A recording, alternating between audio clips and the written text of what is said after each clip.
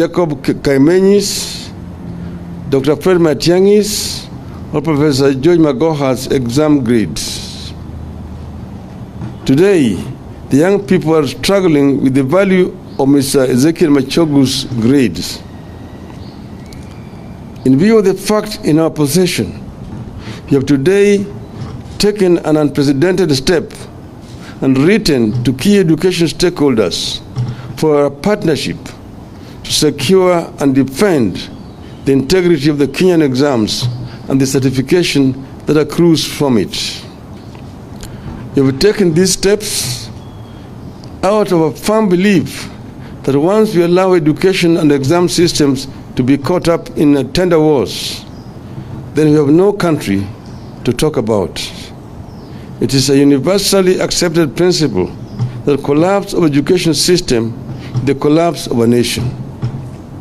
We believe that devaluing the integrity of our exams and certificates presents an existential threat to our country, and we have to close ranks and deal with it dispassionately and professionally.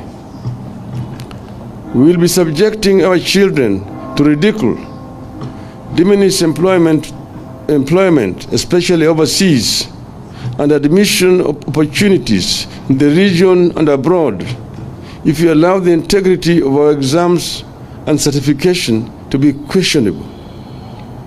And the truth is that these are getting questioned. We have therefore written to the following bodies. 1, the Council. 7, the Law Society of Kenya. 8, the Kenya Union of Post-Primary Education Teachers.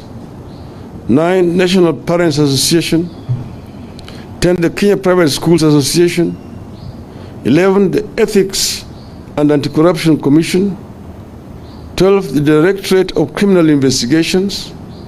13, the Federation of Kenya Employers.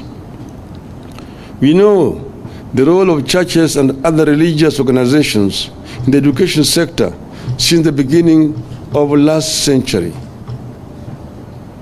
We know how much efforts teachers put into ensuring they mold young people into successful products that they can be proud of.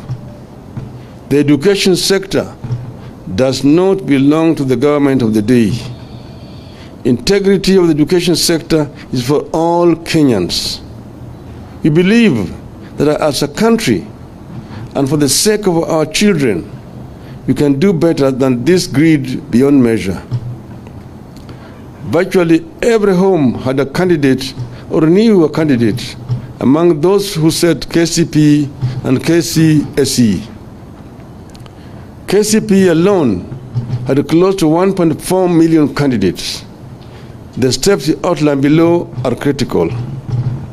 1, the circumstances under which the printing of the exams was transferred from the UK to Mombasa Road must be investigated.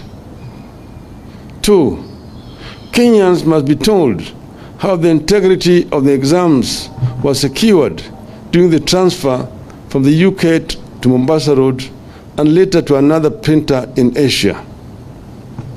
3, it is the right of Kenyans to know the cost of termination of the contract with the UK firm.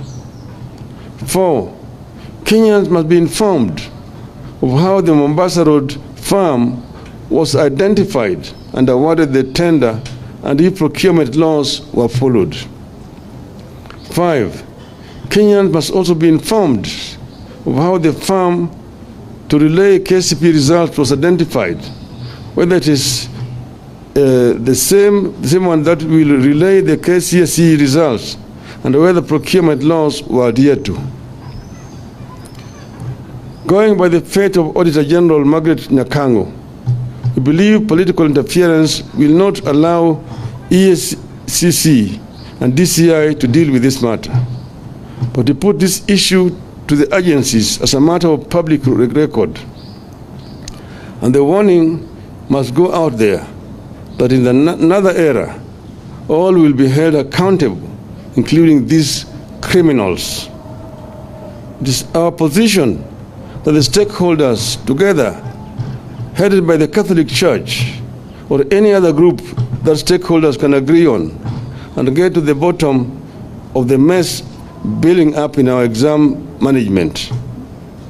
There must be no room for favoritism in conduct and marking of exams, where some schools and students are allowed to cheat and get away with it, as happened in last year's KCSE and this year's KCPE. Sanity, integrity, and dignity must return to exams. The buck stops with His Excellency, Mr. William Ruto. It is our firm belief that mega corruption in billions cannot happen without the complicity of the top.